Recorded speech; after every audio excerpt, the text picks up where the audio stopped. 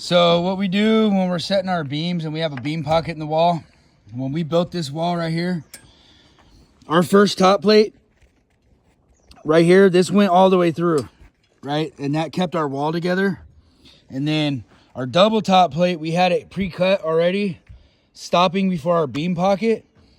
And then what we do is we get our wall up and then we nail a temporary, what we call a spreader. And this keeps it from spreading apart. And we nail this nailer here, the spreader block that we call it. And then what we do is we just go ahead and use this top one right here. Sorry for the crappy video skills right here, but and then we'll use a Sawzall and we'll cut the first top plate out. And then that gives us room to receive the beam. And then what we do is we toe nail it in place and we don't mess with the spreader block yet. And then we're gonna cut a 2-foot piece of 16 gauge Simpson strap and we're gonna run it across here and we're gonna nail that in, right? And that's gonna hold everything stiff to our wall.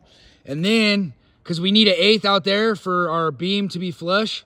So once we're locked in here and nothing can retract, then we can mess with that end a little bit to get it to fudge out flush. And then we can get our Simpson hardware screws in that end and that's gonna lock that in. And then we just temp braced it down to there, temp braced it down to here.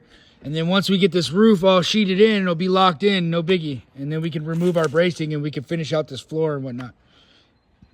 This out here is gonna be a rooftop deck across the top of the garage. We don't have the garage built, but you can see the sill plate that's out there. And then this sheeting is gonna go out over that. And it does change a little bit because outside of this porch cover is gonna be graded out.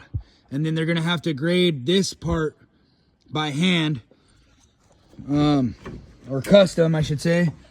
And we gave them room basically right here, because normally you would cut your plate out for your door.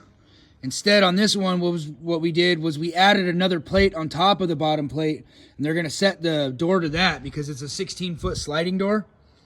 And that's gonna give them a curb basically, so they can go ahead and add some drainage grading out to the scuppers.